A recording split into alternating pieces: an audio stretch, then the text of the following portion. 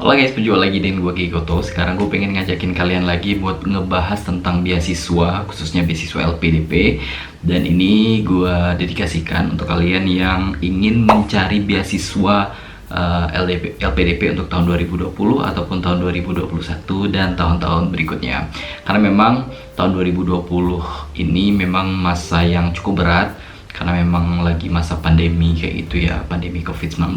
Kita tidak perlu berkecil hati karena memang kapanpun itu pendaftaran beasiswa ini, termasuk beasiswa LPDP, itu akan muncul. Jadi kalian harus tetap siapkan diri, siapkan dokumennya apa-apa aja, sehingga pada saat ada pendaftaran kalian bisa langsung mengajukan pengajuan beasiswa dengan dokumen-dokumen dan kelengkapan persyaratan yang sudah kalian lengkapi. Nah, sekarang gue pengen menyampaikan bagaimana alur beserta persyaratan-persyaratan dan langkah-langkah apa aja yang gue lewatin selama mencari beasiswa LPDP sampai gue keterima sebagai calon penerima beasiswa LPDP. Jadi video ini akan gue bagi menjadi 3 bagian. Jadi yang pertama tentang seleksi administrasi, yang kedua seleksi berbasis komputer, dan yang ketiga yaitu seleksi wawancara. Jadi ada 3 video terpisah. Nanti kalian bisa lihat masing-masing video sesuai dengan kebutuhan kalian. Dan sekarang kita mulai dengan video tentang seleksi administrasi. Jadi buat kalian yang tertarik dengan video ini, jangan lupa tonton video ini sampai habis untuk mendapatkan gambaran yang utuh dari seleksi administratif LPDP. Buat kalian yang belum subscribe, jangan lupa klik tombol subscribe, kemudian klik tombol lonceng agar setiap ada video-video baru, kalian langsung dapat pemberitahuan, jadi gak akan ketinggalan. Mulai 1 April 2018, video baru akan tayang tiap Jumat dan Sabtu pukul 20.00 WIB. So stay tune terus di channel Kiki Koto. Seleksi administratif ini meskipun namanya administratif atau berkas, seleksi berkas, tapi ini sangat berpengaruh sekali terhadap lulus atau nggak lulusnya kalian ke tahap berikutnya. Karena memang pada saat seleksi administratif inilah paling banyak orang yang gugur. Jadi paling banyak orang yang gugur itu di seleksi administratif ini, karena LPDP itu memang cukup ketat dalam menerapkan persyaratan yang sudah mereka sampaikan. Sehingga kalau misalnya kalian tidak memenuhi satu persyaratan aja, berarti kalian langsung dinyatakan tidak lulus kayak gitu. Karena itu memang sudah ada pengalaman dari teman kantor gua. Jadi waktu itu dia sudah lulus semua persyaratan, jadi semua persyaratan yang ada dia penuhin, tapi ada satu persyaratan waktu itu yang dia tidak penuhin dan dia berpikir ya udah coba-coba aja masukin. Jadi waktu itu teman kantor gue itu dia ada nilai skor TOEFL yang kebetulan skor TOEFL-nya itu nggak nyampe di skor TOEFL yang dipersyaratkan LPDP. Tapi waktu itu dia masukin aja, dia masukin berkas kayak untung-untungan gitu ya. Jadi maksud dia ya udah siapa tahu nanti lulus gitu. Tapi ternyata tidak lulus. Jadi seperti itu, pentingnya kalian harus mengikuti tata tertib administrasi untuk bisa mengikuti seleksi administrasi ini. Jadi seleksi administrasi ini ada beberapa hal yang perlu kalian lengkapin. Jadi artinya persyaratan-persyaratan administratif inilah yang harus kalian patuhi dan harus kalian persiapkan agar kalian bisa masuk ke tahap berikutnya. Jadi sekarang gue sampaikan dulu ini untuk persyaratan seleksi administratif LPDP tahun 2019 waktu gue daftar bulan Juli 2019 ya. Jadi untuk tahun 2020 bisa jadi persyaratannya masih ini atau mungkin nanti ada perbedaan, tapi akan gue tetap bikin updateannya nanti di video berikutnya. Tapi seenggaknya ini untuk memberi gambaran ke kalian persyaratannya apa aja pada saat gue ngambil beasiswa LPDP di 2019 kemarin, khususnya di bagian seleksi administratif.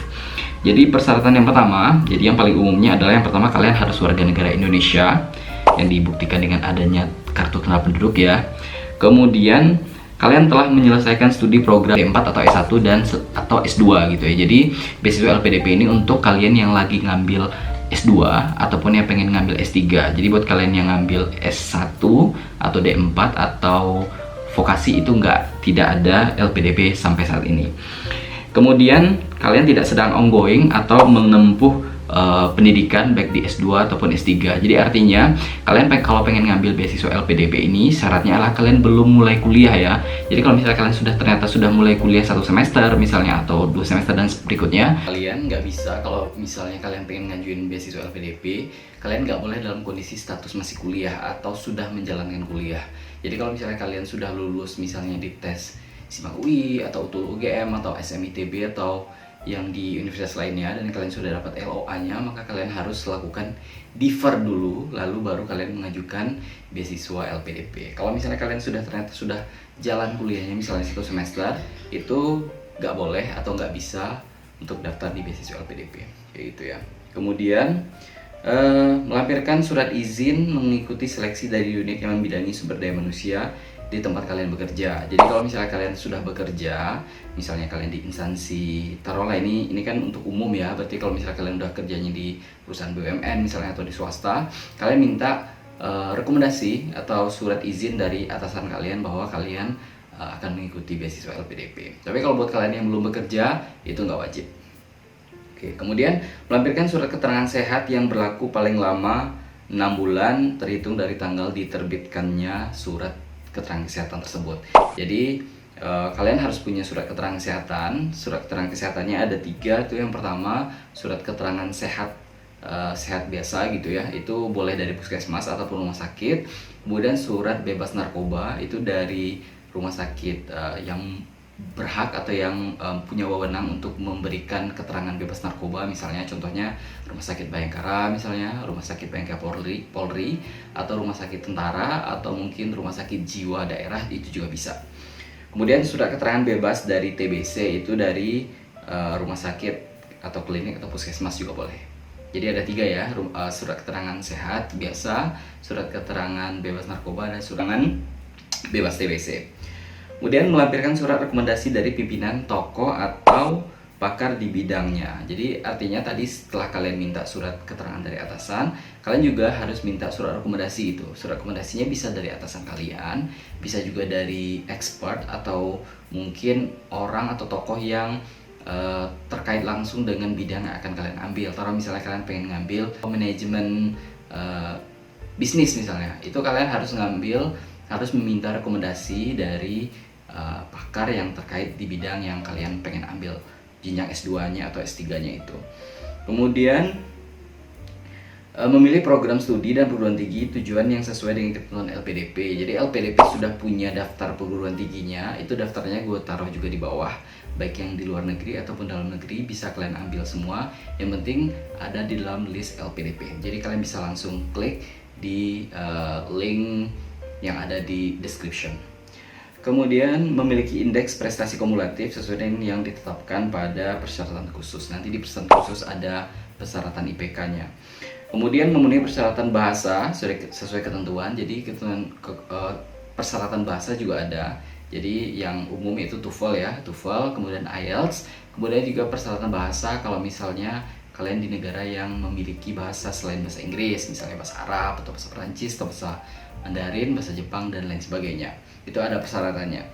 Kemudian untuk kalian yang menjalani pendidikan S1 atau S2-nya itu di luar negeri ya, itu harus ada surat penyetaraan ijazah gitu ya, penyetaraan ijazah yang masa waktu berlakunya maksimal 2 tahun sejak diterbitkan. Kemudian beasiswa yang ini hanya berlaku untuk kelas reguler, jadi hanya untuk kelas pagi ya, jadi tidak berlaku untuk kelas khusus, kelas malam, kelas karyawan, kelas eksekutif, kelas jarak jauh, itu nggak berlaku. Jadi kalau misalnya kalian mengambil beasiswa LPDP, syaratnya kalian harus mengambil kelas reguler atau kelas pagi yang kita kuliah kayak kuliah biasa gitu, itu baru bisa. Kemudian melampirkan rencana studi bagi program magister berdasarkan silabus atau kurikulum program studi tujuan. Nah, rencana studi ini isinya tentang yang pertama, kalian pengen ngambil jurusan apa, kemudian kalian ngambilnya di universitas apa, kemudian kalian pengen melakukan karya tulis tentang apa, itu kalian jabarkan, kemudian manfaat dari karya tulis itu nanti seperti apa, dan kenapa kalian mengambil karya tulis itu. Setelah itu kalian melampirkan juga silabus dari perguruan tinggi yang kalian ambil gitu. Misalnya kayak gue ngambil misalnya di ilmu ekonomi misalnya, jadi gue harus lampirkan silabus S2 atau S3 ilmu ekonomi. Jadi itu bisa kalian minta langsung ke kampusnya, atau kalian juga bisa minta ke teman kalian, itu nggak masalah. Dan yang terutama sekali, silabus ini tidak harus lengkap ya. Jadi silabus itu ada perguruan tinggi yang dia mau memberikan silabus secara lengkap dari semester 1 sampai semester akhir, tapi ada perguruan tinggi yang hanya mau memberikan sampel aja, atau malah mau memberikan cuman kayak cuman gambaran umumnya aja gitu. Yang silabus resminya itu yang isinya detail itu mereka nggak mau kasih. Itu kalian tidak usah takut, kalian bisa minta sampelnya aja, atau misal kalian minta ke teman kalian kalau misal kebetulan teman kalian ada yang di jurusan tersebut kuliahnya, atau kalian juga bisa minta ke perguruan tingginya. Kemudian kalian menulis proposal studi bagi pendaftar jenjang pendidikan magister atau doktoral. Jadi tadi rencana studi ya. Nah kemudian kalian nulis proposal studi. Nah proposal studi ini dia sebenarnya lebih menekankan ke masalah latar belakang pekerjaan kalian seperti apa gitu. Terus kenapa kalian ngambil pendidikan S2 atau S3 dengan jurusan ini, kenapa gitu, dan apa kaitannya dengan pekerjaan kalian sekarang. Kemudian nanti kedepannya itu rencananya kalian pengen memberikan sumbangsi atau sumbangan apa gitu untuk negara atau untuk pekerjaan kalian dari kalian ngambil beasiswa S2 ini kayak gitu.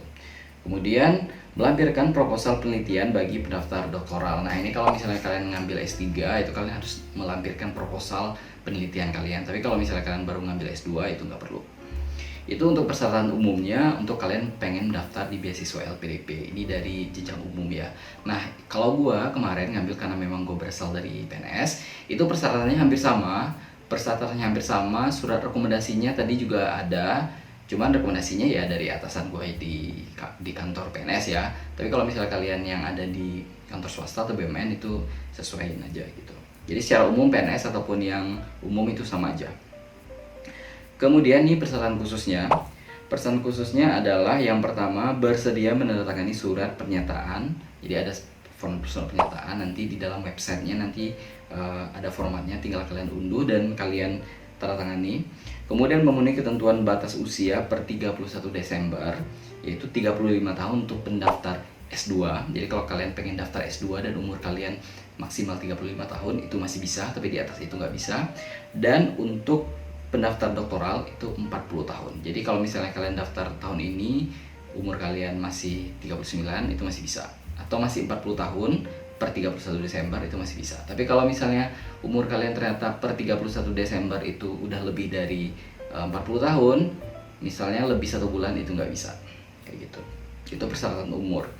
Kemudian ini untuk IPK-nya. IPK-nya itu untuk pendaftar jenjang S2 itu minimal 3,0. Kemudian untuk pendaftar program S3 itu minimal 3,25. Jadi kedua-duanya itu dari skala 4 ya. Kemudian untuk pendaftar program untuk pendaftar jenjang doktoral lulusan program magister yang hanya melakukan penelitian dan tidak memiliki IPK. Jadi misalnya kalian lulus master nih, tapi kalian lulusnya itu tanpa kalian hanya melakukan penelitian sehingga tidak ada IPK-nya, tidak ada nilai indeks prestasi kumulatifnya, jadi cuman master by research. Itu kalian harus melampirkan ijazah kalian, kemudian hasil sidang penelitian, kemudian juga dan transkrip. Kemudian pada aplikasi pendaftaran mengisi nilai IPK minimal 3,25 gitu. Jadi kalau misalnya kalian master by research, tapi gue rasa mungkin jarang ya, tapi kalau misalnya memang ada dan kalian nggak punya nilai IPK, maka kalian harus wajib melampirkan ijazah kalian, kemudian hasil sidang penelitian kalian, kemudian transkrip nilainya, dan mengisi di aplikasi dengan nilai 3,25 minimal. Kemudian untuk lulusan luar negeri, jadi nilai IPK kalian harus dikonversi karena di luar negeri juga standar penilaiannya, metode penilaiannya kan berbeda, sehingga harus distandarkan dengan yang di Indonesia. Jadi kalian harus menstandarkan atau mengkonversi dengan membuka tautan di https www.skolaro.com/GPA-kalkulator. Nanti bisa kalian konversikan nilai kalian yang di universitas kalian di luar negeri ke indeks prestasi kumulatif yang versi Indonesia. Kemudian memiliki LOA unconditional, LOA letter of acceptance unconditional dari perguruan tinggi yang ada dalam list LPDP khusus untuk pendaftar doktoral. Jadi kalau misalnya kalian daftarnya itu master, itu kalian nggak perlu atau nggak wajib harus punya LOA unconditional dulu.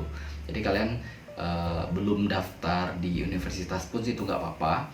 Tapi kalau misalnya kalian daftarnya S3 itu harus punya LOA unconditional dulu. Nah, kemudian untuk syarat bahasanya, untuk yang terutama ya, untuk dalam negeri sendiri itu minimal TOEFL 500. Kemudian untuk pendaftar di luar negeri itu minimal IELTS 6,5. Jadi nggak pakai TOEFL lagi. Kalau dulu masih ada TOEFL 550, tapi sekarang udah nggak pakai TOEFL lagi. Luar negeri menggunakan IELTS 6.5, sedangkan dalam negeri minimal TOEFL 500. Nah, kalau untuk yang bahasa-bahasa lain, bahasa Perancis, bahasa Jepang itu ada ketentuannya. Jadi kalian juga bisa lihat di link di bawah, kalian bisa download. Nah, kemudian pendaftar beasiswa reguler yang telah ditetapkan menjadi penerima beasiswa wajib menyelesaikan masa studinya paling lama 24 bulan atau 4 semester. Ya, 4 semester untuk jenjang S2 atau master, dan 48 bulan atau 6 semester atau 8 semester ya, 8 semester untuk jenjang S3. Nah, itu kira-kira persyaratannya dan bagaimana tata cara pendaftarannya. Gue sendiri kemarin itu juga hanya membaca dari prosedur ini aja. Yang penting persyaratan itu dulu kalian pahami, kemudian kalian langsung aja buka ke link LPDP yang gue tulis di bawah sini. Kalian langsung buka link ini, kemudian langsung mengisi biodatanya seperti tata cara pendaftaran yang akan gue sampaikan berikut ini.